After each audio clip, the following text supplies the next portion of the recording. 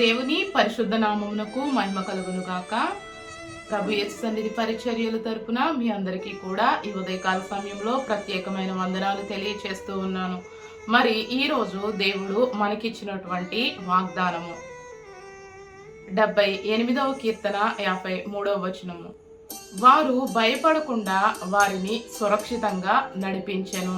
అయితే ఇక్కడ వారు ఎవరు అని గనక మనము ఆలోచించినట్లయితే ఇశ్రాయేలీల జనాంగమును మరి దేవుడే సురక్షితంగా నడిపించారని భక్తుడైనటువంటి ఆసాపు వ్రాస్తూ ఉన్నాడు.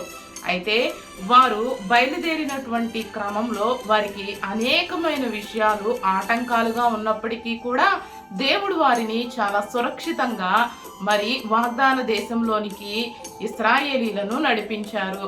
ఆయన రక్షణ ద్వారా మరి ఇశ్రాయేలీలు వాగ్దాన దేశంలోనికి చేరుకున్నారు.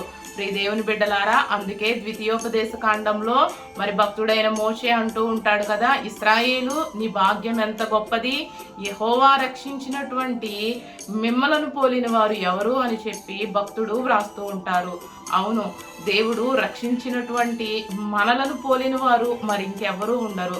ఎందుకంటే ఆయన ఎప్పుడైతే మరి మనలను రక్షించాలనుకుంటారో అప్పుడు మనకున్నటువంటి ఆ యొక్క ప్రతి సమస్యను కూడా దేవుడే మరి జోక్యం చేసుకొని మనం చేరవలసిన గమ్యాన్ని చేరడానికి దేవుడే మనకు సహాయం చేస్తూ ఉంటాడు. మరి వారినెంతో సురక్షితంగా దేవుడు నడిపించాడట.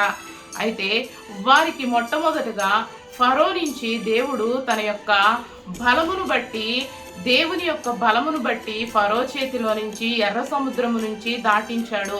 అందుకే ఈ 78వ కీర్తనలో 3 సార్లు దేవుని యొక్క బలమును గురించి వ్రాయబడుతూ ఉంది. 26వ వచనంలో కూడా ఉంటుంది కదా, తన బలమును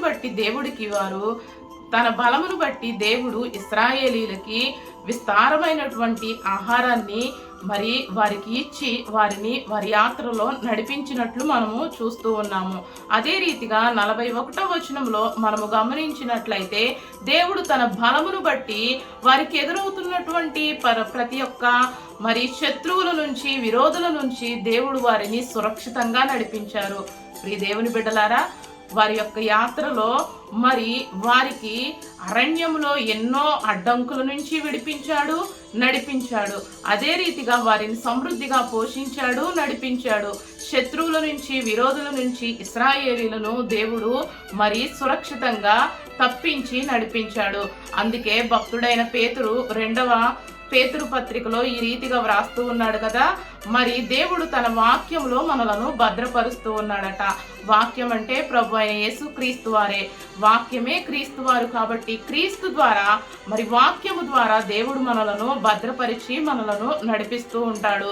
మరి ఈరోజు ఆ వాక్యమై ఉన్న దేవుడు మనతో మాట్లాడుతూ ఉన్నాడు కదా, నిశ్చయముగా దేవుడు మనందరినీ కూడా సురక్షితంగా నడిపించబోతూ ఉన్నాడు.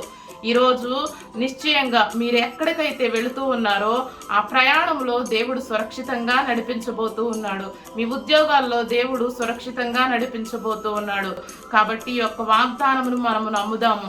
దేవుడు మనలను ఇదిగో సురక్షితంగా నడిపిస్తాడు అనేటువంటి మాటను నమ్మినట్లయితే నిశ్చయంగా మనము భద్రపరచబడతాము. సాతాను వేసేటువంటి ప్రతి అడ్డంకులను మనము సులువుగా మనము దాటగలుగుతాము.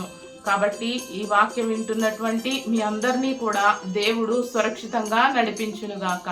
ఆమేన్.